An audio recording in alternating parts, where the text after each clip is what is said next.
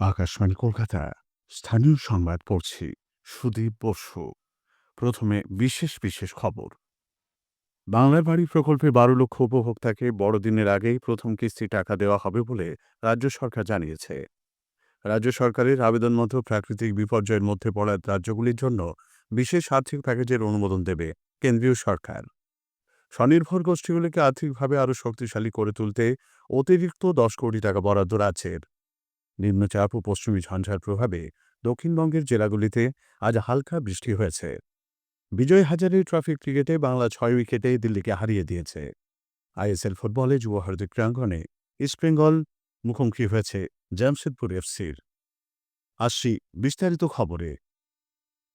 বড়দিনের আগেই বাংলার বাড়ি প্রকল্পে ১২ লক্ষ উপভোক্তাকে প্রথম কিস্তির টাকা দেওয়ার কাজ শেষ হবে। রাজ্যের পঞ্চায়েত মন্ত্রী প্রদীপ মজুমদার জানিয়েছেন, প্রথম ৪ দিনেই ৭ লক্ষ উপভোক্তার ব্যাংক অ্যাকাউন্টে টাকা পাঠানো হয়েছে। বাকি ৫ লক্ষ অ্যাকাউন্টে বড়দিনের আগেই টাকা দেওয়ার লক্ষ্যে তাঁর দপ্তর কাজ করছে। প্রসঙ্গত, গত ১৭ই ডিসেম্বর মুখ্যমন্ত্রী মমতা ব্যানার্জি বাংলার বাড়ি প্রকল্পে টাকা দেওয়ার সূচনা করেছিলেন। রাজ্য সরকারের আবেদন মেনে কেন্দ্রীয় সরকার প্রাকৃতিক বিপর্যয়ে পড়া রাজ্যগুলির জন্য বিশেষ আর্থিক প্যাকেজের অনুমোদন দেবে। জিএসটি কাউন্সিলের বৈঠকের আগে গতকাল রাজস্থানের জয়সলমীরে কেন্দ্রীয় অর্থমন্ত্রী নির্মলা সীতারামন কাগ বাজেট বৈঠকে বিভিন্ন রাজ্যের অর্থমন্ত্রীদের সঙ্গে আলোচনায় বসেন। সেখানেই কাউন্সিলের বৈঠকে যোগ দিতে যাওয়া রাজ্যের অর্থমন্ত্রী চন্দ্রিমা ভট্টাচার্য এই রাজ্যের মতো প্রাকৃতিক বিপর্যয়ে পড়া রাজ্যগুলির ক্ষতিগ্রস্ত এলাকা পুনর্গঠনের কাজ খানিকটা সহজ করতে বিশেষ আর্থিক সহায়তার আবেদন জানান।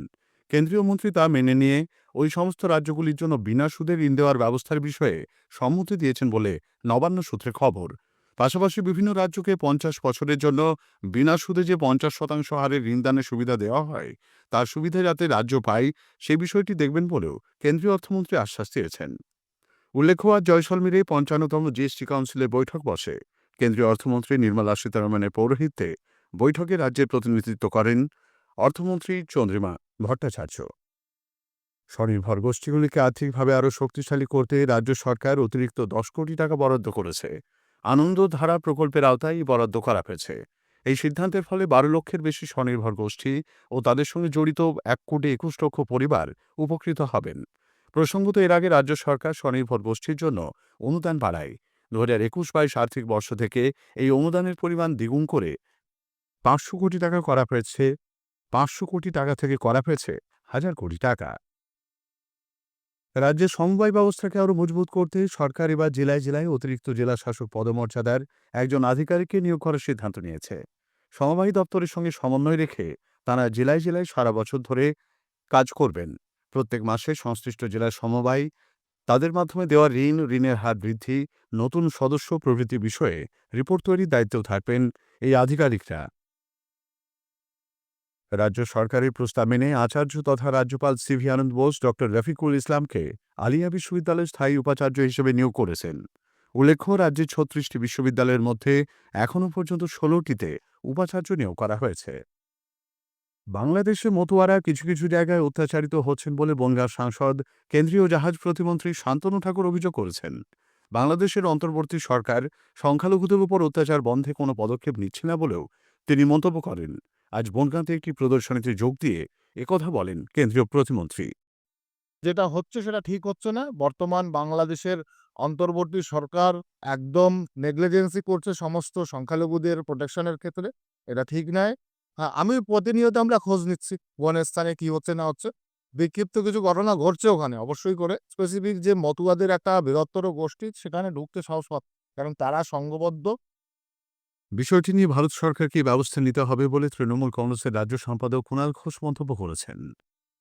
আমরা বারবার বলছি বাংলাদেশে যে ঘটনা ঘটছে এটা হতে পারে না দিনের পর দিন। কেন্দ্রীয় সরকার বিবৃতি দিয়ে জানাচ্ছে ২২০০ আক্রমণ, ২২০০ ঘটনা ঘটেছে। কেন্দ্রীয় সরকার কি করছে বসে? মমতা বন্দ্যোপাধ্যায় মাননীয় মুখ্যমন্ত্রী বারবার বলেছেন এটা কিন্তু আমাদের রাজ্যের বিষয় নয়, এটা রাজ্যের এখতিয়ার নেই ব্যবস্থা নেওয়ার, ওটা আন্তর্জাতিক ইস্যু। কেন্দ্রীয় সরকার ভারত সরকারের ব্যবস্থা নেওয়া উচিত। তো ভারত সরকার তো কিছুই করছে না। রাজ্য সরকার জমি অধিগ্রহণের ক্ষেত্রে সহযোগিতা না করায় রাজ্যের একাধিক রেল প্রকল্পের কাজ থমকে রয়েছে বলে রেল মন্ত্রক জানিয়েছে। নবদ্বীপ ঘাট, নবদ্বীপ ধাম, চন্দনেশ্বর, জলেশ্বর, বালুরঘাট হিলি, সাঁইথিয়া সীতারামপুর বাইপাসের মতো বিভিন্ন প্রকল্পের জন্য ৩,০৪০ হেক্টর জমির প্রয়োজন হলেও এখনও পর্যন্ত সেখানে মাত্র ৬৪০ হেক্টর জমি অধিগ্রহণ হয়েছে। সেই কারণে বিভিন্ন প্রকল্পের কাজে এগোনো যাচ্ছে না বলে মন্ত্রকের তরফে দাবি করা হয়েছে। স্থানীয় সংবাদ শুনছেন আকাশবাণী কলকাতা কেন্দ্র থেকে। এখন বিজ্ঞাপন। আলু চাষে প্রধান শত্রু নাবি ধসা। এর বিরুদ্ধে দীর্ঘস্থায়ী সুরক্ষা মানে চাই সঠিক সময় বাইরের ইনফিনিটো। আলু লাগানোর 40 থেকে 45 দিনের মধ্যে অবশ্যই ইনফিনিটো প্রয়োগ করুন এবং নিশ্চিন্তে থাকুন।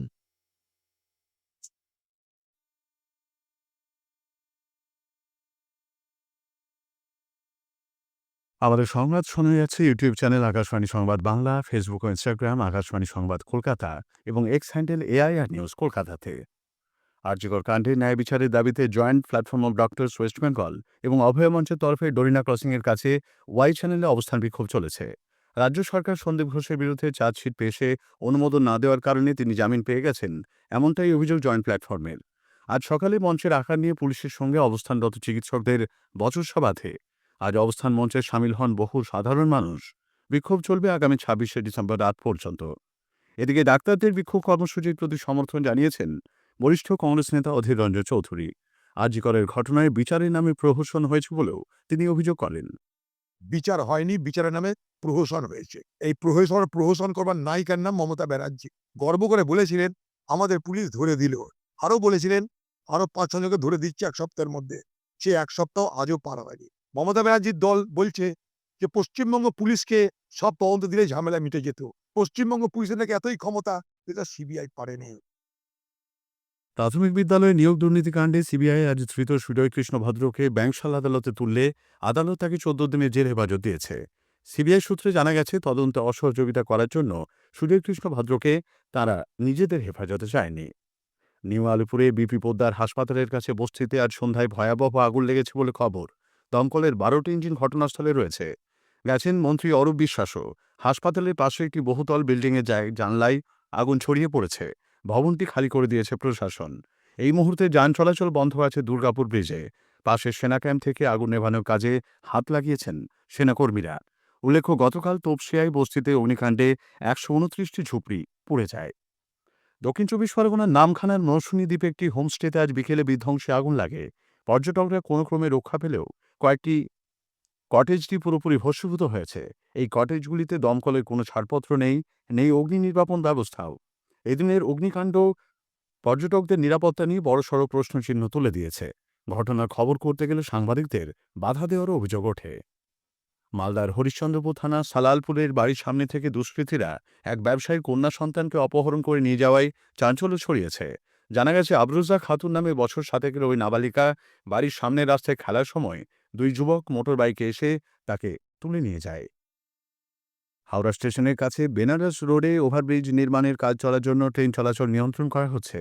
আজ থেকে ২২শে জানুয়ারি পর্যন্ত হাওড়া থেকে ব্যান্ডেল, শেওড়াফুলি, বেলুড় মঠ, শ্রীরামপুরের মধ্যে চলাচলকারী বেশ কিছু ইএমইউ লোকাল বাতিল থাকবে। কলকাতা ও সংলগ্ন এলাকায় গতরাত থেকেই শুরু হয়েছে হালকা বৃষ্টি। বৃষ্টির কারণে তাপমাত্রা কিছুটা বেড়েছে। আলিপুর আবহাওয়া দপ্তরের পূর্বাঞ্চলীয় অধিকর্তা ডক্টর সোমনাথ দত্ত আকাশবাণীকে জানালেন, আজকে গাঙ্গেয় পশ্চিমবঙ্গের সব জেলাতেই বৃষ্টি হওয়ার সম্ভাবনা আছে। আগামীকাল গাঙ্গেয় পশ্চিমবঙ্গের কোনো জেলাতেই বৃষ্টিপাতের কোনো সম্ভাবনা নেই। আগামী ২৪ ঘন্টাতে মিনিমাম টেম্পারেচার ২ থেকে ৩ ডিগ্রি কমার সম্ভাবনা আছে। এবং যেহেতু আরেকটি ওয়েস্টার্ন ডিস্টারবেন্সও আসছে, তার প্রভাবের জন্য ২৪ ঘন্টার পরে কিন্তু ন্যূনতম তাপমাত্রা আবার বাড়ার সম্ভাবনা আছে। হায়দ্রাবাদের রাজীব গান্ধী আন্তর্জাতিক স্টেডিয়ামে আজ বিজয় হাজারে ট্রফি একদিনের ক্রিকেটে বাংলা ৬ উইকেটে দিল্লিকে পরাজিত করেছে। জয়ের জন্য ২৭৩ রানে লক্ষ্য নিয়ে ব্যাট করতে নেমে বাংলা ৪১ ওভার ৩ বলে ৪ উইকেট হারিয়ে প্রয়োজনীয় রান তুলে নেয়। সল্টলেকে যুব ভারতী ক্রীড়াঙ্গনে আজ আইএসএল ফুটবলে ইস্টবেঙ্গল জামশেদপুর এফসির মুখোমুখি হয়েছে। একটু আগে পাওয়া খবরে জানা গেছে, খেলা এখনও গোলশূন্য। তেলেঙ্গানায় জাতীয় ফুটবল সন্তোষ ট্রফির ম্যাচেই বাংলা মণিপুরের মুখোমুখি হয়েছে। ৩ ম্যাচে ৯ পয়েন্ট নিয়ে বাংলা লিগ তালিকায় বর্তমানে দ্বিতীয় স্থানে। শেষ করার আগে স্থানীয় সংবাদের বিশেষ কিছু অংশ আরও একবার। বাংলার বাড়ি প্রকল্পে ১২ লক্ষ উপভোক্তাকে বড়দিনের আগেই প্রথম কিস্তির টাকা দেওয়া হবে বলে রাজ্য সরকার জানিয়েছে। রাজ্য সরকারের আবেদন মতো প্রাকৃতিক বিপর্যয়ের মধ্যে পড়া রাজ্যগুলির জন্য বিশেষ আর্থিক প্যাকেজের অনুমোদন দেবে কেন্দ্রীয় সরকার। নিম্নচাপ ও পশ্চিমী ঝঞ্ঝার প্রভাবে দক্ষিণবঙ্গের জেলাগুলিতে আজ হালকা বৃষ্টি হয়েছে। স্থানীয় সংবাদ শেষ হলো। এরপর খেলার খবর রাত ৮টা বেজে ১০ মিনিটে।